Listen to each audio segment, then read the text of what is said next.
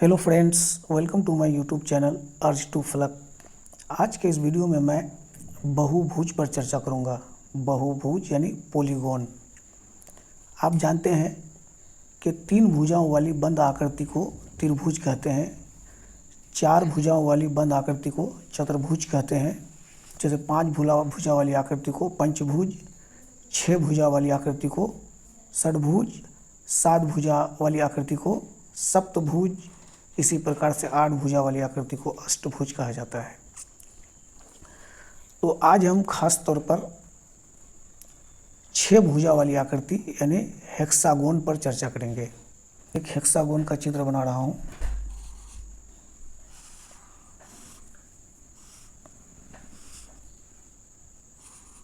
ये हेक्सागोन में 6 भुजाएं होती हैं और 6 कोण होता है। यदि आपको इसके सभी आंतरिक कोणों का योग निकालने के लिए कहे तो आप क्या करेंगे? इसके लिए बड़ा आसान तरीका है कि आप इस हेक्सागोन यानी इस षटभुज के किसी एक एंगल से बाकी एंगलों पर आप एक रेखा खींच देंगे, स्ट्रेट लाइन।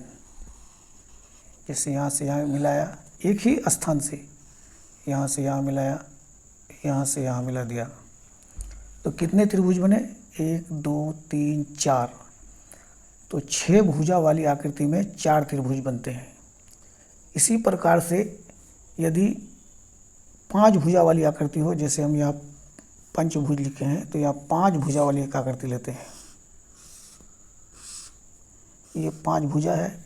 देखिए इसमें कितने त्रिभुज बनेंगे? जैसे यहाँ से हम त्रिभुज मिलाते हैं, किसी एक कोण से मिलाना है। यहाँ से मिला दिए, यहाँ से मिला दिए, 1 2 3, यानी 5 भुजा वाली आकृति पंचभुज है, तो इसमें 3 त्रिभुज बनते हैं।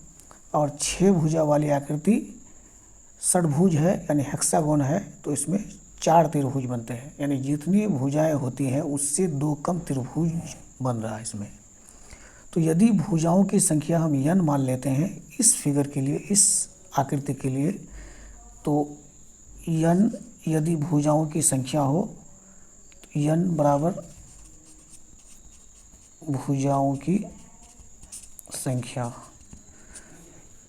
तो 6 भुजा है और इसमें कितने त्रिभुज बने हैं? 4 त्रिभुज। तो इससे 2 कम त्रिभुज बनता है, यानी त्रिभुजों की संख्या, त्रिभुजों की संख्या, त्रिभुजों की संख्या हो गया जितनी भुजाएं उससे 2 कम त्रिभुज, मतलब n-2। n जो भी हो, यदि 6 भुजा वाली आकृति हो तो 6 - 2 बराबर 4 त्रिभुज, और 5 भुजा वाली आकृति हो, पंचभुज हो, तो 5 - 2 बराबर 3 त्रिभुज। 7 भुजा वाली आकृति हो तो 7 - 2 बराबर 5 त्रिभुज।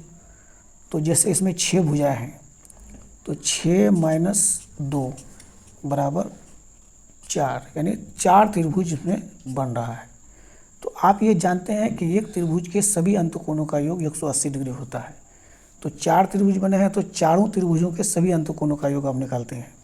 4 × 180 720 डिग्री।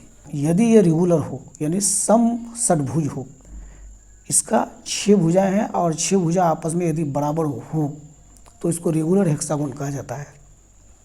और रेगुलर हेक्सागोन की स्थिति में इसका 6 साइड्स बराबर और जो 6 एंगल्स हैं वो भी आपस में बराबर होंगे।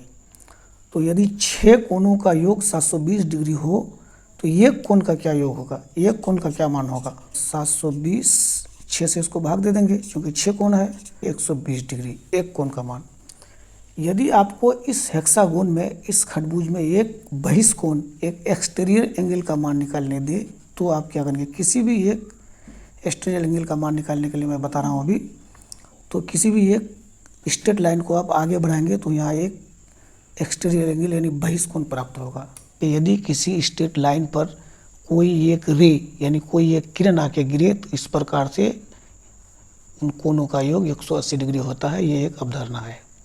तो ये दोनों कोणों का योग 180 डिग्री होगा, यानी ये बहिष्कोण और ये आंतरिक कोण, दोनों कोणों का योग 180 डिग्री होगा। तो आंतरिक कोण का मान 120 डिग्री है, यहाँ पर 120 डिग्री, तो 120 180 से इसको घटा देंगे 60 डिग्री का कोण बाहर कोण बन जाएगा। अब हम पंचभुज पर चर्चा करते हैं। ये पंचभुज है, यदि ये समपंचभुज हो यानी रेगुलर पेंटागन हो या फिर पेंटागन हो और इसके सभी आंतरिक कोणों का योग निकालने दे, तो चूंकि इसमें कितने 5 भुजा है तो त्रिभुज कितने बनेंगे 3, तो 3 गुना 180, चूँकि एक त्रिभुज के तीनों कोणों का मान 180 होता है, तो ये हो गया 540 डिग्री। ये सभी अंतकोणों का योग 540 डिग्री होगा। अच्छा, अगर इसका एक कोण निकालने दे, अगर ये रेगुलर पेंटागन हो यानी समपंचभुज हो, 540 भागा इसमें कर देंगे हम 5, क्योंकि 5 कोण है तो 8 डिग्री, 108 डिग्री इसका एक आंतरिक कोण। आप अब इसका यदि एक बहिष्कोण यानी एक्सटीरियर एंगल का मान निकालने दे, तो किसी एक भुजा को हम आगे बढ़ा देंगे, जैसे इसी को आगे बढ़ा रहे हैं, यहाँ एक एक्सटीरियर एंगल प्राप्त हुआ। अब देखिए इसका ये कोण, एक आंतरिक कोण का मान है 108 डिग्री, तो ये दोनों कोण मिलकर 180 होगा, तो 180 माइनस 108 बराबर 72 डिग्री का कोण बाहर में बनेगा।